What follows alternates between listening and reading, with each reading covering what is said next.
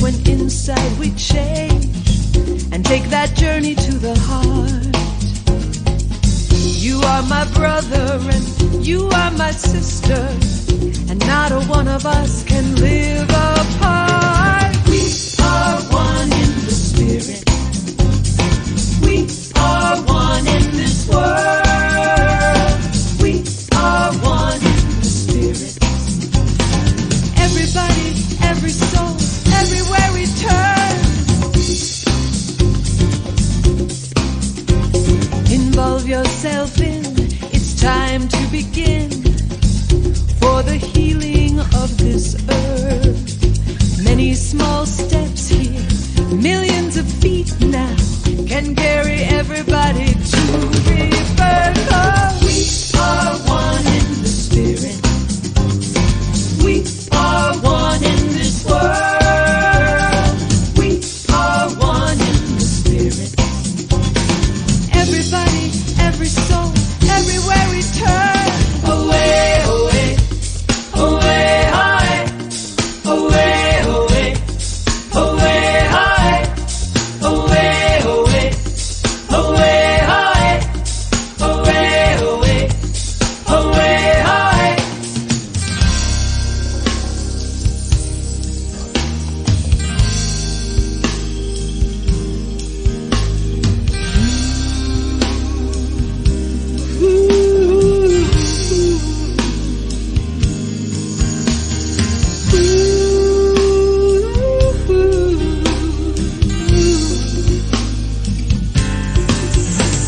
So as you take yourself, give back to someone else. All the nations here belong. Tear down illusion, shore up with truth. Till you and I, we sing a worldwide song. We are one in the spirit. We are one in this world. We are one in the spirit. Every woman, every man, every boy and girl. We are one in the spirit.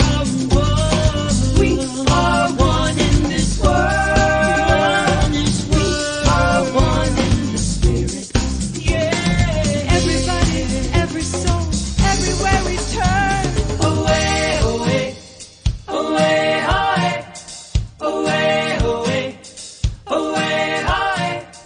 Away, away, away, high. Good morning and welcome to the Center for Spiritual Living, Midtown, Atlanta. I am Reverend Dr. Bob Deen, the Senior Minister and Spiritual Director or Leader for this organization. I want to welcome you. I'm telling you, we're glad you're here, and I hope you are ready for a period of time of maybe changing your mind and getting a better sense of life and a greater feeling for who you are and what life's about. So I'm here to remind you that such is the nature of life, that all it asks and all it wants is the opportunity to appear. You are that opportunity, and so am I. So you see, you and I are life's opportunity to be something unique, something special, something different, just like everyone else. You know, it is our part in choosing how our lives will be. We're all given a starting point. We all have certain things. We're born into a certain culture, a certain race, a certain time, a certain place. But then after a while, we are in charge of choosing the kind of life we want to have, the kind of being we want life to be as it moves through us, whether that's a person of joy or a person of grumpiness, or as in my personal case, as in sloppiness, or you might be a neat freak, or you might be someone from some other expression of life. And that's just wonderful, because we celebrate you, because you, whoever you are life expressing in a unique and wonderful way. We are a gathering of people of like mind in that we do celebrate one another, and we do celebrate the truth of who we are and who we each are, and then we support each other in this community on our spiritual path as we move through spiritual growth, through growing in life, and through expanding in greater joy and freedom. So welcome. I'm glad you're here. Stick here with us, because I think you're in for a good time today. To further understand who we are and what we're about, we always share our guiding principles, which we call the Declaration of Principles, written by our founder, Dr. Ernest Holmes. So I will read these and invite you to share and read along with me. I believe in one God, one absolute power and first cause to all things. I believe that this power is perfect love, and it creates out of a desire to express love.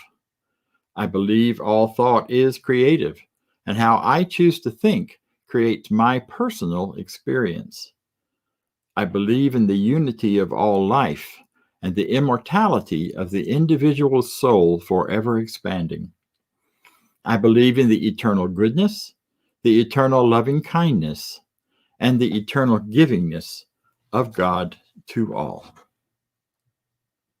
That being the truth, I want to invite you now to turn your attention to one of our wonderful practitioners who will bring us some good ideas, some reading, and definitely a spiritual mind treatment or affirmative prayer.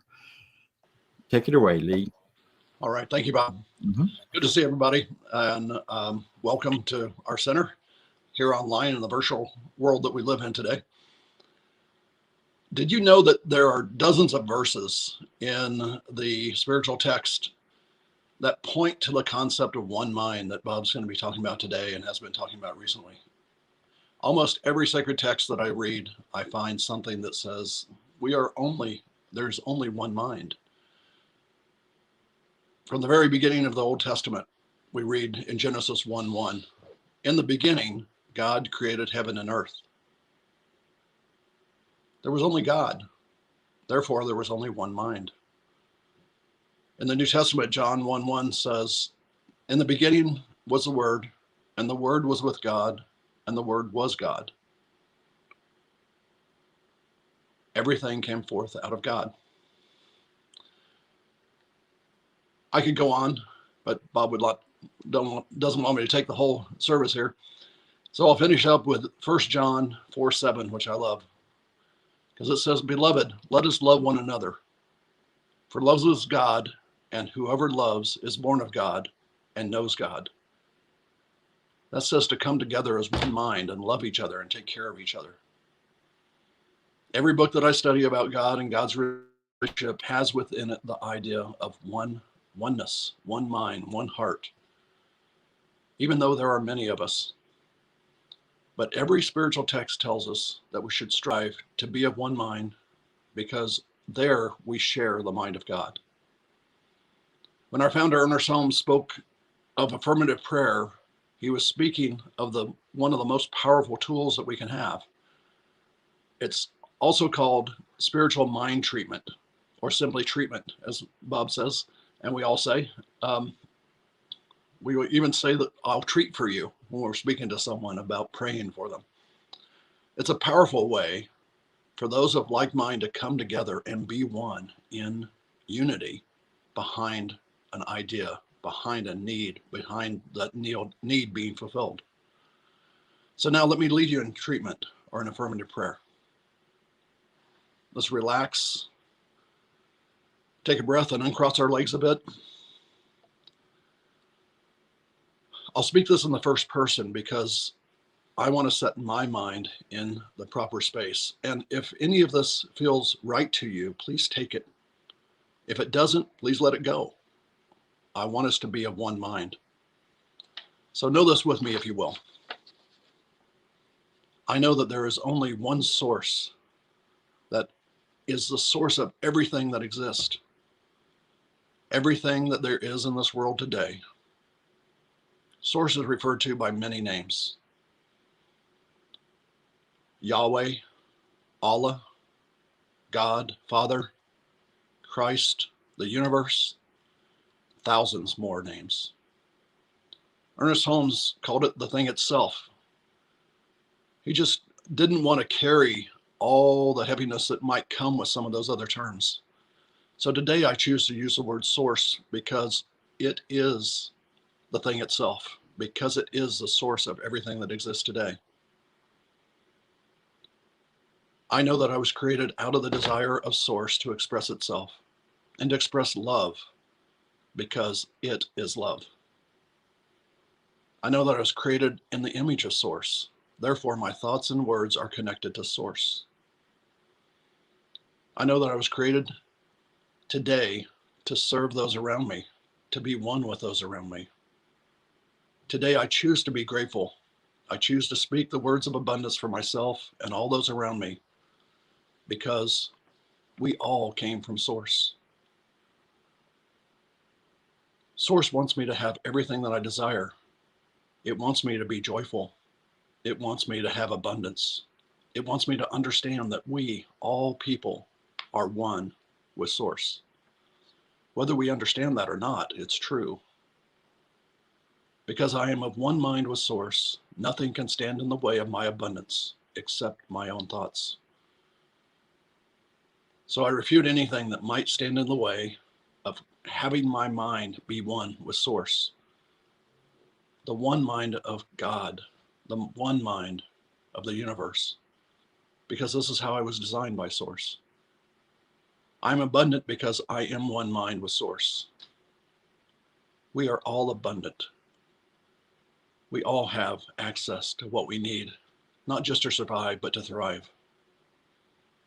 And I rejoice in that today. So I accept this abundance and I open my life to be of one mind.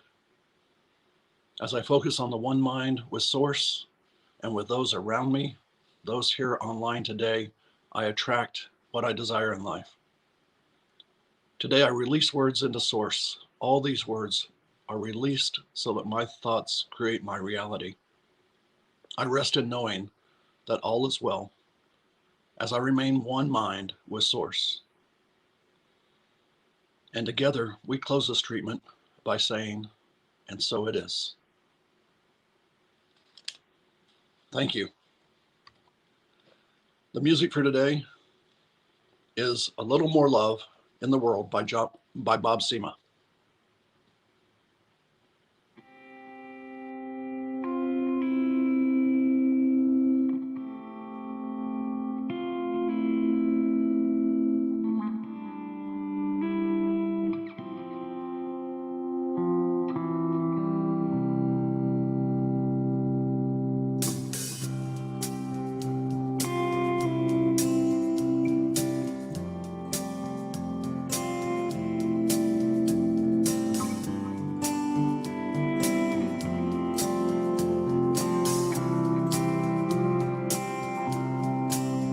It's the bluest of the sea, the whisper through the trees, the serenade that drops you to your knees.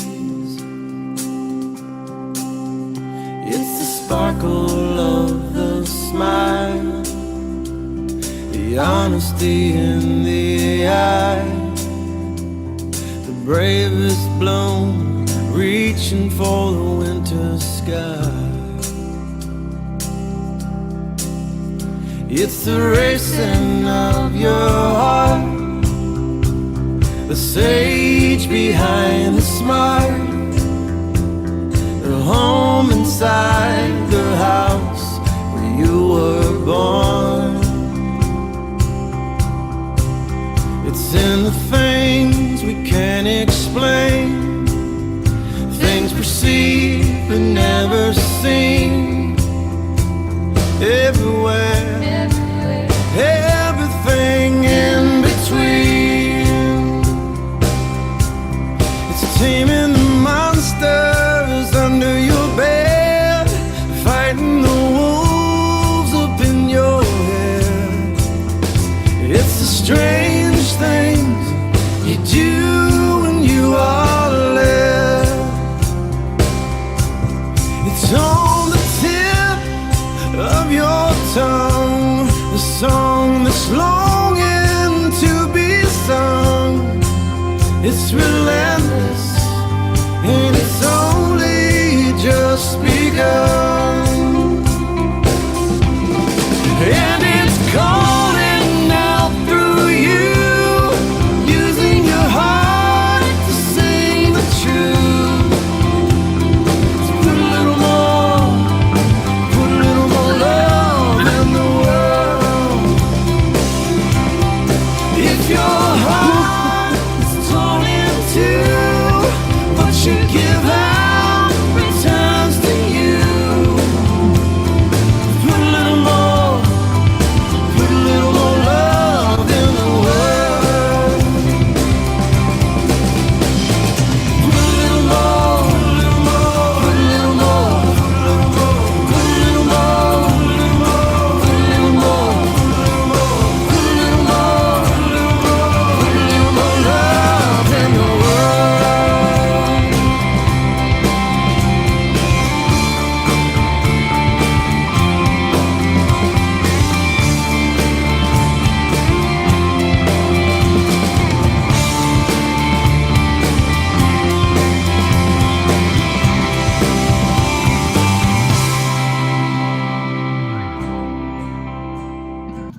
Thank you, Lee, and thank you everyone who makes this possible. It's so good to be here today.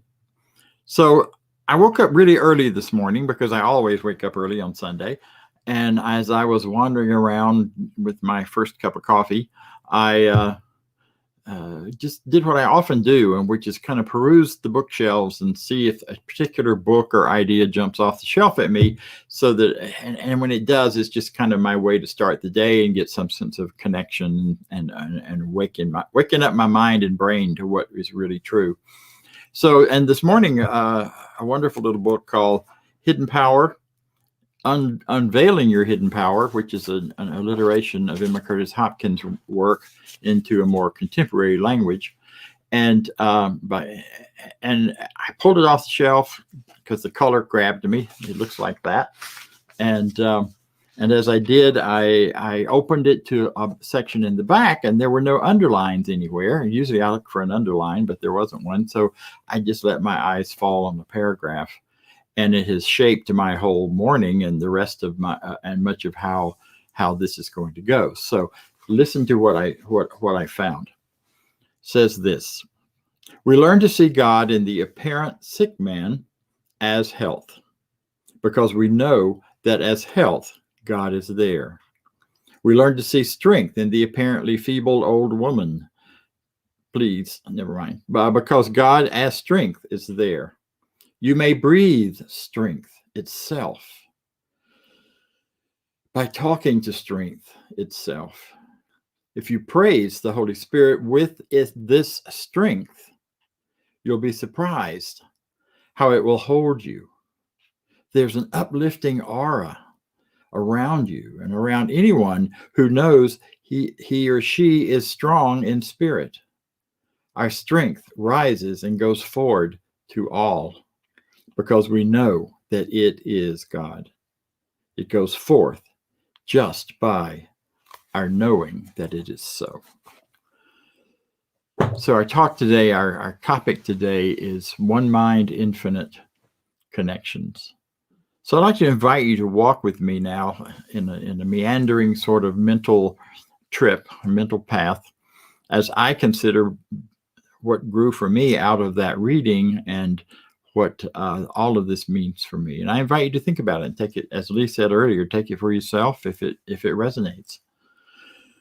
So what are you seeing right now? Look around your room. Look around the place where you are. What do you see? You see furniture and books, perhaps, and things on the wall. And if you're watching this on a big screen TV, you see everything around it. Hopefully you're snuggled up comfortably warm on your chair or couch, sipping your hot chocolate or coffee or whatever you use to start your day. And as you look around, just notice what you're seeing. Perhaps you're seeing your home if you're at home, or you're seeing the room around you if you're there. You're seeing the furniture. Again, looking at this coffee or tea or whatever you're drinking. Now I invite you to look a little closer. Look a little closer, because in that cupboard I pull my tea out of in the morning, or my coffee, whichever I'm doing, or my chocolate. There are products in there from all over the world that very simply came to me delivered in a little plastic bag from the local grocery store. And yet when I look more closely at those, I see cultures. I see whole civilizations that are built around tea production and the celebration of tea, and the same for coffee, and the same for hot chocolate, and the same for all of these things in my cupboard. I have plates from Mexico, and I have some dishes that I brought back from Bali that are made of bamboo and straw kind of things. And I look at that and think, wow, right here in my world, in my experience, by looking more closely, I can see into a deeper connection with the whole world.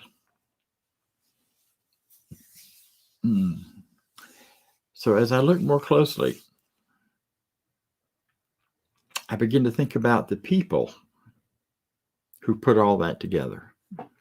I look more closely and I see this furniture I'm sitting on, made by someone. In my case, it's made by my son-in-law, which is pretty awesome.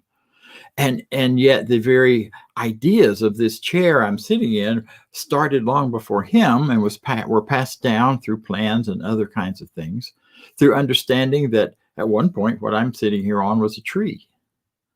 And before that, it was just a seed in the ground, probably an oak. So, and before that, it was a bloom, and before that, it was another tree. So look deeply, look closely at all those things. And when I look at the people involved in creating the things that we have and enjoy in our lives, I look more closely, and what I see are agreements. Agreements between people as to what is true and what isn't. Agreements about what is real. You know? There are agreements about how do you make things? Why is a chair shaped like a chair and not shaped like something else? We have agreements about what we think and feel about things as well. You know, and these agreements that we make are connections. They are infinite in their variety and their options and their purpose. And those agreements show up then as coming to kind of trust what we've agreed upon. We send Robert Brzezinski, who manages our broadcast this morning. I send him all kinds of stuff as to what we're putting together and when and where and how. And then I get to trust that agreement that it will all show up on time, that he'll be there and the other helpers that he has, and everything will be in line and in place. And it always is. And the more often, the more frequently we do this, the stronger those agreements become. And those agreements begin to then build trust. And I have huge trust in him and his organization that's supporting us here. And so that trust then can take on an even deeper level when we look more closely at trust. Because trust at its core is really a kind of shared faith. We have a shared faith in the internet. We have a shared faith in the grid system that we live in for electrical power. Bless Texas, because they're having a rough time with that right now. And they're finding out that while they had great faith in it, there still were times when it didn't quite come through. So as we think about going deeper and looking more closely, we realize that we have faith in a lot of things that we trust. It's so much a part of our being that we don't even think about it sometimes. You know, and our faith leads us in this organization, at least, to the idea that because of all those connections, because all these things are happening for people all over the world at the same time, simultaneously, we're connecting through all, every time I drink tea, I'm connecting with the people who brought it to me, who produced it, who did all of those things. Same with a cup of coffee. The same with the chair I'm sitting on. And I may not be consciously aware of that, but those connections are still there because there is a shared experience, a shared consciousness. And that shared consciousness is what we call the one mind. One idea, one mind, one ability to think. Underneath and behind everything else is that one mind. You know, and there are so many different ideas about what ultimate power is all about.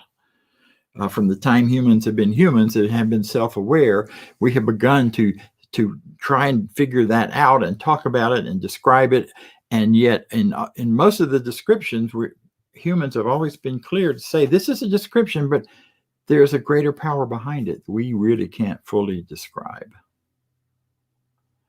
You know, whether it starts out as the sun god or seeing the gods in animals and plants and places, seeing totems as having power and energy and importance to us. Recognizing that somehow the sun is a great source of energy, so maybe that's a representation of what God is. And, you know, from the simpler things in our everyday lives to the very complex ideas of the Christ consciousness complex ideas of the Buddha, of Allah, of Jehovah, and the library after library and book after book after book that we all are aware of in all across the world, explaining, understanding, and describing, and hoping to open all of us to a greater experience of that one, of that power behind the description, the describer. Before I got into this teaching, I used to say quite often, you know, I'm a Christian, I've been a Buddhist, I've been a lot of other things along my spiritual path.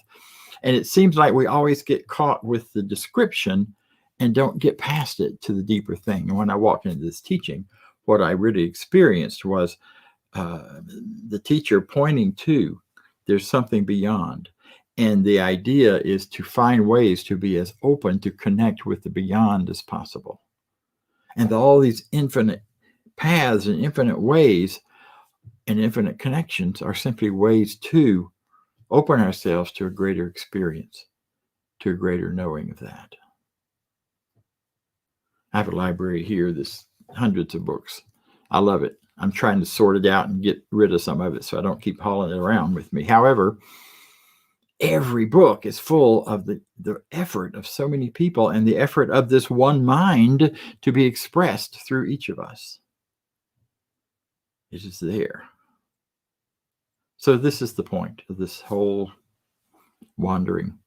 And that is that there is one mind, one thought, one idea behind all of this, with many, many, multiple, infinite expressions. You know, many people experience it differently, as Lee said. There are different words that somehow resonate more and give us more of a connection or a sense of connection with that infinite power, that ultimate power, whatever those words are. One God, one ultimate creator. Holy Spirit, for some people, is a very powerful word for feeling and knowing that sense of connection. When I first walked in these rooms, I heard infinite intelligence, and that resonated with me. It still does. Yeah. See, so you see it, you become consciousness of it. You may be conscious of it as energy. You may be conscious of it as some actual form or shape.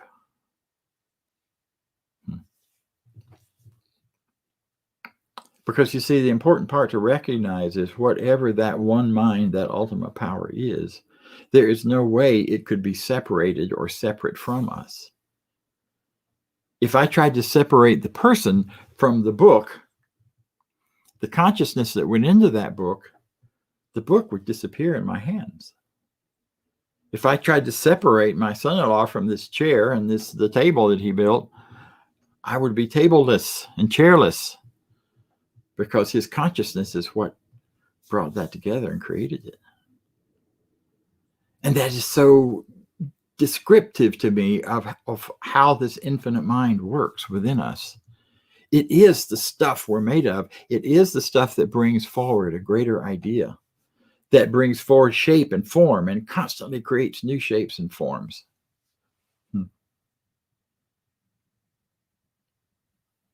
See, we all have that idea of person, that idea of human being. And yet the varieties of human being are amazing. They're brilliant. So when you look at another person, what do you see? Think about that. Do you see the consciousness there? Do you see the ragtag homeless person, or the woman, man, non-binary person, or the child, or the aging? You know, we see all of these unique characteristics, and yet physically we are far more alike than we are different. Genetically, we are far more alike than we are different. Because the one mind is expressing as all of this, and yet, because of the differences, that one mind is expressing uniquely and powerfully and wonderfully as human beings. You know, so whatever your particular expression of the infinite is, person of color, white, black, green, red, whatever, whatever culture you grew up in and has shaped your concepts of life. All of those things are part of those unique connections to the infinite mind, which is why we celebrate them and we celebrate you. Someone said, I come here to this community because they believe in me. And I want to say that to you. Yes, we believe in you because we know who you are. We know you're an expression of the divine. You're an expression of that infinite mind, that one mind coming forward and coming through. You know, I think about some of the people I see around and some of the people who irritate me, who just seem to couldn't possibly be from the same group of people I'm from. But then I have to go back years ago now, right after 9/11, when there was so much risk and so much fear in the world about what would happen next. A group of friends and I began to do visioning, and we began to envision the various world leaders as tiny babies. Cute little buggers that you just want to pick up and squeeze and hug and hold, you know. Then we saw them as playing together as toddlers. And we realized that there's that connection, regardless of where we get to in our adulthood and whatever false ideas of separation and difference we may carry. That unique oneness, that truth, that connecting, that coming from the same place is always there underneath and the real truth of who we are. You know, we're still, as adults, we're pulled towards that oneness. We're pulled towards that connection. I mean, all you have to look at is a football game or a softball, baseball, whatever sport you like, where they fill up stadiums with thousands of people, not hundreds in one stadium, but, you know, if they could figure out a way to do it and everybody still see, they probably would. Because we have this urge to connect, this urge to be together. And it's wonderful that we have the internet and you can watch that stuff on TV. But they still fill up the stadiums when we're allowed to. Because there's something about being in the room together and feeling the oneness in those kinds of connections. It takes a little more effort with the internet. It takes a little more effort when the only people around us are ourselves and maybe one or two others. But that oneness is not gone. It's still there. You know, we connect in oneness through our thought groups, whether you consider yourself a liberal or a conservative or a Christian or a Buddhist, or you think of yourself as someone who's very progressive and exciting and loves to adventure, or you think of yourself as calm and quiet and appreciating some easy meditation. All of those thought groups are ways that we connect in oneness, and yet each of us remains. We have attitude groups. You know what I'm talking about. You know, some people who are just mad. They're just angry all the time, and they end up collecting and connecting with other angry people or other frightened people, whether they ever really talk to them or not, but they end up gathering in the same thought groups. But look closer. Because every one of these thought groups, every one of these cultural groups, every one of our football, baseball, sports fans, all of that is still fueled by and connected through the one mind. And when we get that, when we really get that, then the apparent disconnections become less important. Still aware of the distinctions, but not building our whole worldview on how we're different, rather on how we are unique and how we can celebrate everyone's uniqueness. There's a phrase in our Declaration of Principles, which is not in the set that we use here on Sunday, but I want to share it with you. And it in the middle part of it, it says, the highest God or mind and the innermost God are the same God.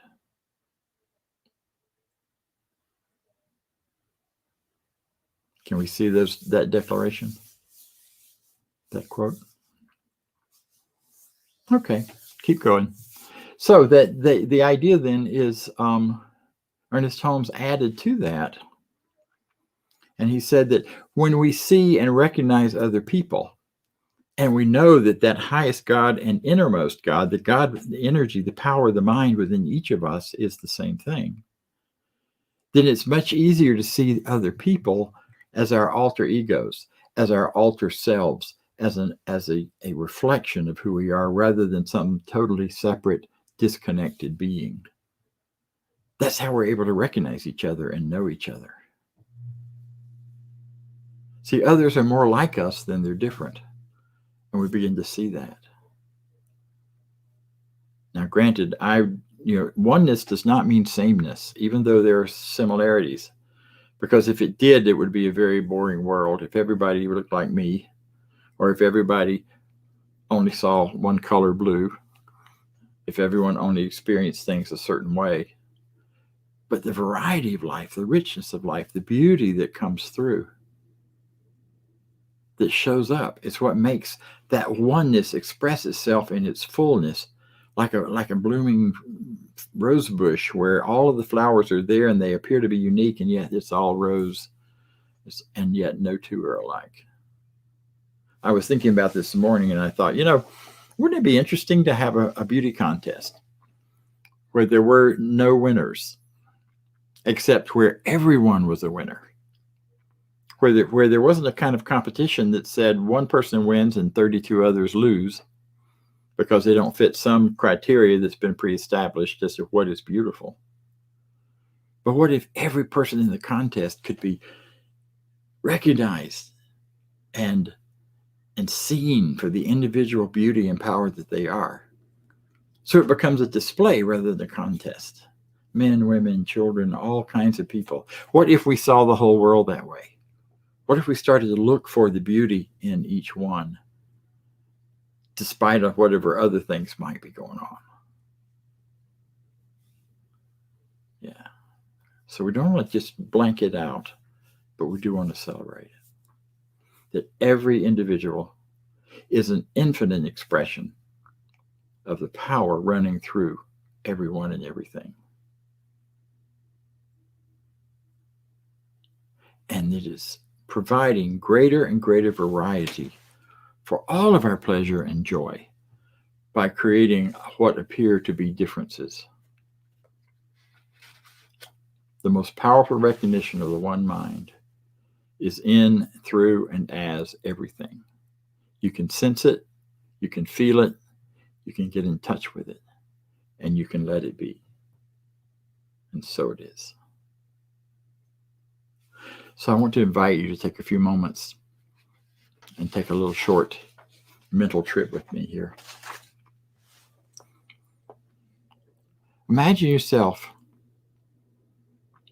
recognizing that beauty and goodness and power in another person. You may have someone in mind and you see them and you think about, the tone of their skin, the beauty of their eyes, the uniqueness of their crooked nose, perhaps, or whatever else you need to see there. And as you think about that person and think about recognizing that beauty, what bubbles up inside? I suspect it's love. It's love that may show up as kindness or respect or appreciation or recognition.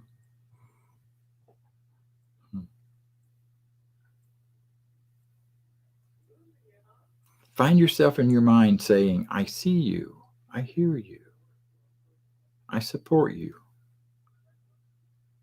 in love.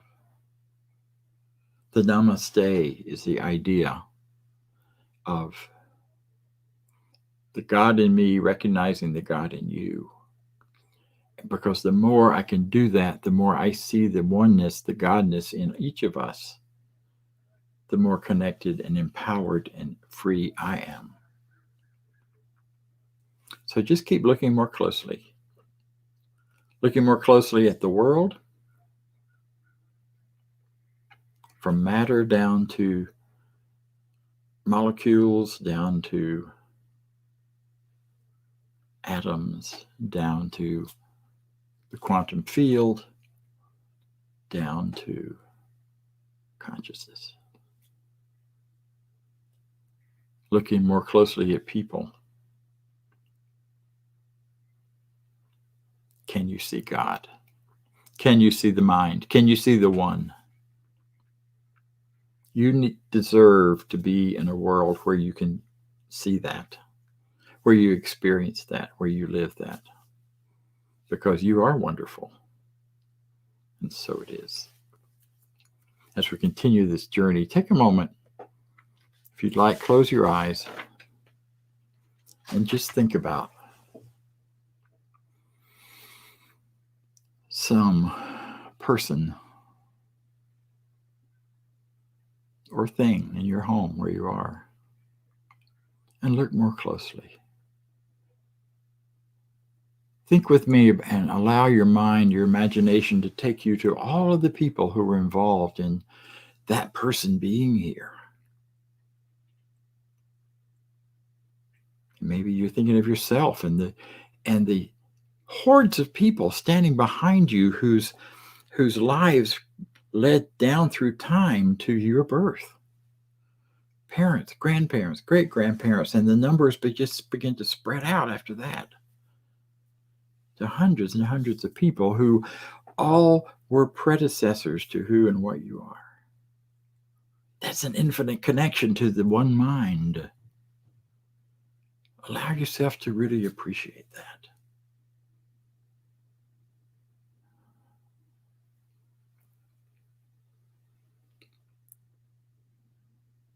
Think about how a thing took its form. The food you eat. The things we enjoy and take for granted in our world around us. All of which are generated out of that one mind. And know this with me. The one consciousness that is God, the one light and life that is God. The one mind, infinite intelligence, expresses itself perfectly and beautifully as everything that is, including me and you. And as I settle into this awareness, it is moving through me and through you with ease, with grace, with goodness, and with deep appreciation for all of the rest of its creation. And so I open my mind and heart to be vigilant in seeing and recognizing the goodness everywhere, the mental mind everywhere, the spirit everywhere, in everything. And if I'm called out of that to take action, to do something to enhance it, or to support, or to be part of someone else's life, then I do it. I follow my call. If I'm particularly enamored by some aspect of creation, some group, some people, some person, some thing, some art, some way of expressing, that is my call from Spirit to do something through me, as me, and I say yes. I allow it to unfold with ease, with grace. I'm grateful to know I live in this universe where I am a representative of a greater consciousness, a greater truth, a greater beingness. And I choose to open my life to allow its flow through me by honoring and recognizing it everywhere I go and in everyone I see. I'm grateful that this is the life that I am free to live. I'm grateful that I have some awareness about this, and I'm grateful for the new things I will have presented to me from my own consciousness and from my own experience as I continue to grow in this direction. And in this gratitude and ease, I let this be so. I let this be the truth for me, because it is. And so it is. Thank you for joining me on this journey, on this pathway through the mind, through my mind. And I trust it has awakened you to some new possibilities of how to see and how to be in the world, and to know and to recognize the value that you are as expressions of the divine mind. So now Lee is going to talk with us a bit about our contributions and how we keep this center going. Thank you. Lee? Thank you, Bob. That was excellent. And this center has been blessed so much by the people that contribute, both in the treatments that we do, the prayers that we give to it, and the funding that we give to the center. And I just want to take a look and have us go through a treatment, and it's supposed to come up on the screen here in a moment. Sort of stalling. There we go. Please join me in the affirmation of prosperity. I live in a universe of abundance, and as I freely and joyfully give, I join in a divine flow, and all that I share with life returns to me multiplied abundantly. And so it is. You can give through the website at CSL Midtown, and there are donate buttons there. So please consider that as we move on through this year. We've been blessed, and just enjoy that so much. Now we have some announcements to make. There we go. And I'm not Karen, but I know Karen's out there somewhere, and had a little bit of trouble connecting today, but that happens. The theme for this month is One Journey, Many Paths. And so next Sunday, the talk is going to be about the journey that we are on to the freedom that we have. So please join us there. Reverend Jackie Daughtry is going to be our guest speaker, and it's going to be fabulous. The annual meeting is going to be on March 21st, and it's very important for people to participate in that, because that's where we give an update financially as to where we are and what is happening at the center. And this has been a very interesting year for the center. And I know that the board has done a fantastic job of working through all the ups and downs that we've had. We lost Bruce Wilmoth, who is a great friend. And so Sunday, March 7th at 2 p.m., we're going to have a life memorial celebration for him. And it is truly a celebration of life, because he is a wonderful man, and he has transitioned to something that I know will be wonderful for him, that his life has been just a blessing to all of us. So I could dwell on this a lot, but we'll wait till March 7th to do that. Remember Tuesday afternoons from 12 to 12:30, we have the gathering that you can come and have any of your questions answered by Bob and others. The Facebook broadcast can be shared, and so please do that. And we're on YouTube, or this new platform that we're using puts us out there everywhere. So it's quite a blessing to have that. And the Sunday morning discussion group, where the practitioners come, and it's really about two things. It's about getting together as a community and talking about spiritual mind treatment and science of mind and spirituality. But it's driven by a daily practice that we have of reading out of the book that is called the 365 Science of Mind. So please join the people there. You can zoom in, and that information is on the webpage as well. So, and the practitioners are here for prayer work. So I think that's it. I just want to thank everybody for coming, and I'll turn it back over to Bob. Great. Thank you. Thank you very much, Lee.